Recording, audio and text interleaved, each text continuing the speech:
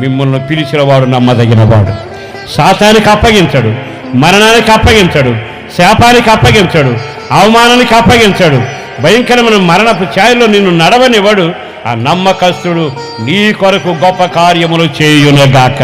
ఆ నమ్మకస్తుడు ఎంతవరకు నడిపిస్తాడో చెప్పను. బైబిల్లో ఉంది, నిర్గమాకాండంలో రాశాడు, గద్ద తన పిల్లలను రెక్కల మీద మోసినట్టుగా నేను మిమ్మల్ని మోసాను, నడిపించాను.